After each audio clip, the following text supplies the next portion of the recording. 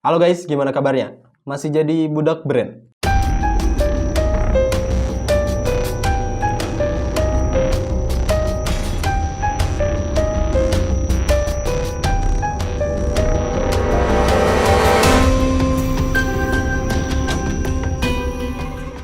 Kali ini gue mau buka tabir sejarah nih, gimana Nike memperbudak buruh di Indonesia dari dulu sampai sekarang. A contractor making clothes for sportswear giant Nike has been caught using forced labor in Malaysia.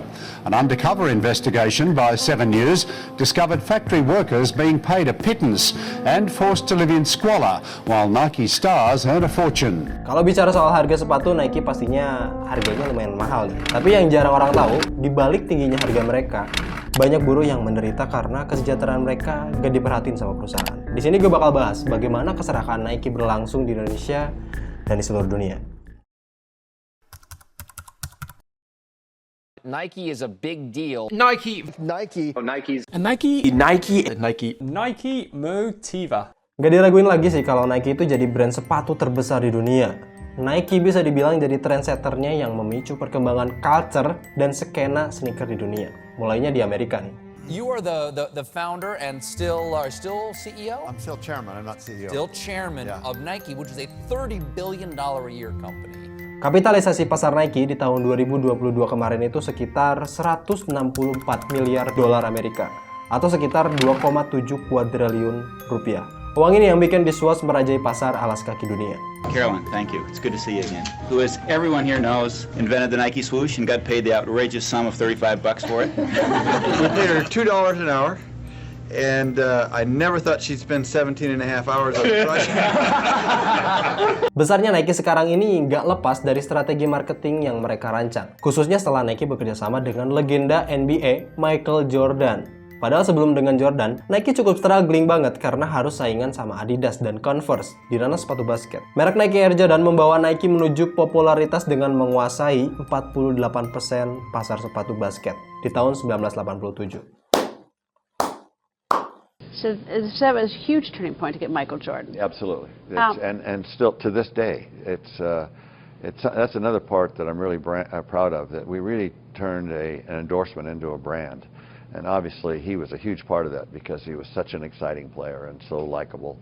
And but yeah, that changed the industry really. Tapi ya, popularitas ini yang bawa Nike semakin rakus dan mulai melakukan praktik kapitalisme. Mereka menuai banyak permintaan sepatu. Nah, untuk mengimbangi permintaan itu, Nike perlu buka pabrik baru dong. Untuk memperkecil pengeluaran karena pabrik baru, Nike mulai ngelirik negara berkembang untuk dapat tenaga kerja yang lebih murah, salah satunya Indonesia. Sedangkan pabrik Nike di Amerika terakhir tutup itu di tahun 1989. Kapitalisme Nike ini tentu berimbas bagi perusahaan mereka sendiri. Nike diterpa berbagai skandal karena praktik perburuhan mereka yang luar biasa mengerikan. Mulai dari buruh di bawah umur di Pakistan hingga pemberian upah yang nggak setimpal. Keserakan Nike ini semakin disorot dan dibenci oleh publik setelah laporan tentang buruh pabrik Nike di Indonesia yang melanggar etika dan hak asasi manusia.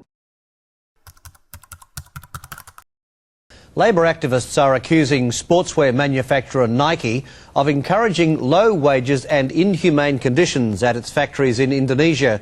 To make the point, former American soccer pro Jim Keedy has spent a month living in a Jakarta slum trying to survive on funds he says are equivalent to the average local Nike workers' wages. Kalian harus tahu, baik dulu atau sekarang, praktik perburuan itu nggak bakal selalu etis. Itu juga yang dilakukan sama Nike hingga mereka dicap sebagai sweatshop, yaitu pabrik tempat karyawan bekerja berjam-jam dengan upah rendah dalam kondisi yang nggak sehat. Akhirnya isu sweatshop Nike semakin viral setelah muncul laporan tentang kondisi pegawai pabrik Nike di Indonesia yang memprihatinkan. Nah, ada seorang jurnalis nih bernama Jeff Bellinger yang menerbitkan laporan di tahun 1991. Laporan Jeff ini ditulis di sebuah slip gaji seorang karyawan bernama Sadisa. Jeff menyimpulkan kalau dari 115 pegawai yang ada waktu itu, setiap orangnya harus bikin 1.600 sepatu dalam sehari. 1.600 sepatu dalam sehari untuk satu orang. Sedangkan bayaran yang didapatkan per harinya itu cuma Rp2.100 pada masa itu. Laporan itu yang akhirnya memicu kemarahan publik. Salah satunya protes massal di Olimpiade Barcelona di tahun 1992. Protes massal terhadap Nike dicatat oleh New York Times waktu itu, di mana pengadilan Spanyol melarang Nike buat memasarkan pakaian olahraganya selama Olimpiade. Selain itu, banyak protes di depan toko-toko Nike di seluruh Barcelona dan juga di kampus-kampus. Di tengah banyaknya protes, Nike tetap masarin produknya selama Olimpiade dan bahkan makin gencar buat buka toko resmi mereka di di negara lain.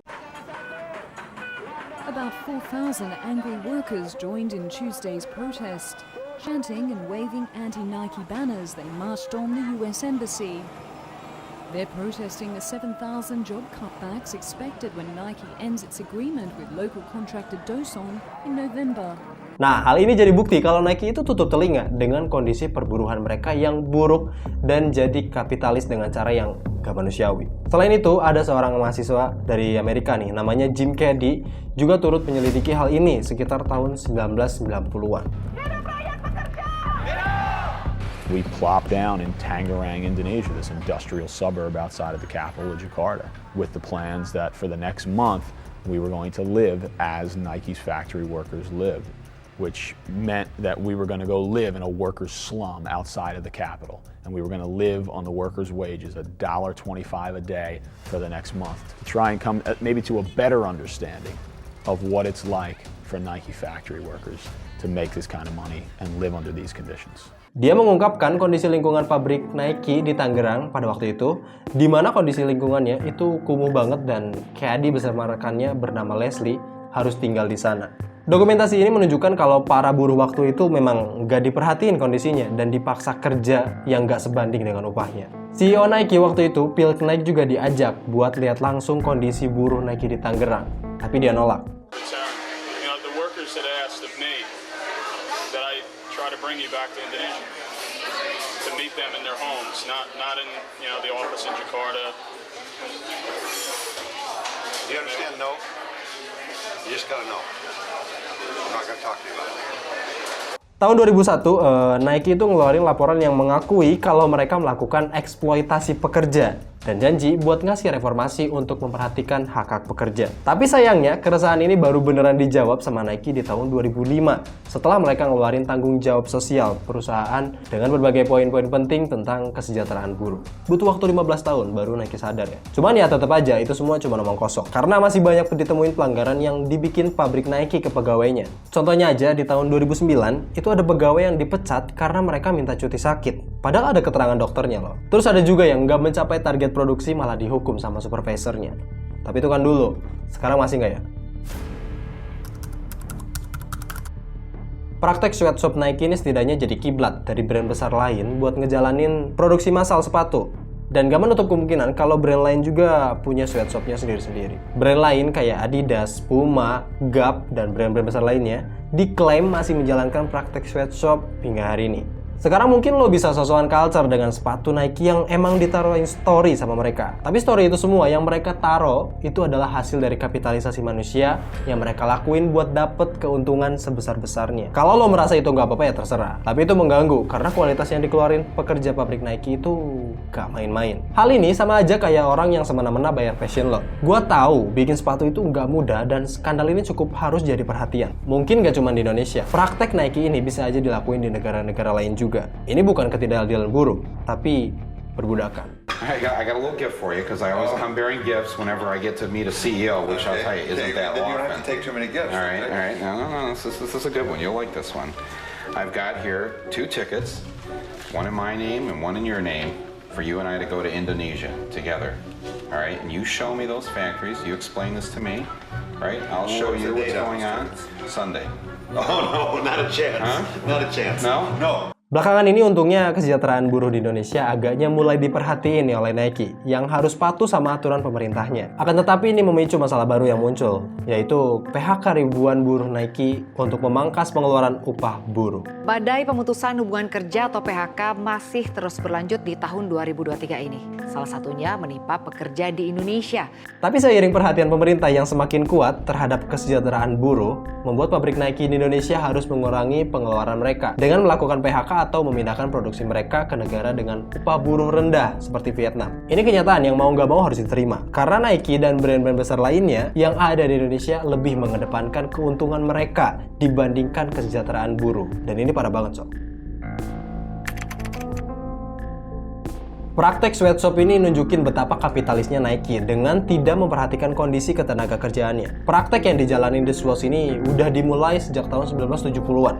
Tapi baru beneran diusut pas skandal mereka dibongkar di Indonesia. Dan Nike akhirnya jadi kiblat brand-brand lain buat buka sweatshop. Bukan cuma di Indonesia, tapi juga di negara dunia ketiga lainnya. Karena sejatinya sweatshop sekarang ini sering dijalanin untuk menuhin permintaan fast fashion. Zara, Uniqlo, dan H&M itu bisa dibilang brand besar yang masih jalanin praktek ini. Dan bagaimanapun, gue nggak mendukung praktek sweatshop ini. Memang banyak orang yang butuh pekerjaan dan punya passion di bidang sepatu. Tapi kalau mengesampingkan hak-hak kesejahteraan buruh, gara-gara meningkatnya demand, terus bikin praktek ini, ya Nike nggak berkepribadian banget. Jam kerja yang di luar nalar, hingga upah lembur yang sering nggak dibayar, pasti jadi masalah paling umum yang ditemuin di sweatshop. Belum lagi pelecehan fisik maupun verbal yang muncul di pabrik, dan bikin lingkungan kerja para buruh makin nggak sehat. Menurut gue, kasus Nike ini nunjukin banget kalau mereka itu kapitalis ulung, atau kepiting kikir. Pengennya produksi banyak sepatu dengan ongkos yang murah, tapi mengesampingkan hak-hak para buruh, khususnya di Indonesia. Sepatu Nike pabrikan Indonesia itu bisa dibilang terbagus dari yang paling bagus lah. Nike-nya aja yang pelit nggak mau bayar lebih buat nambahin value mereka sebagai sepatu berkualitas. Bakal lebih baik kalau pemerintah ngegandeng produk lokal nih untuk produksi sepatu yang berkualitas, dan para buruh yang di PHK diberikan pekerjaan baru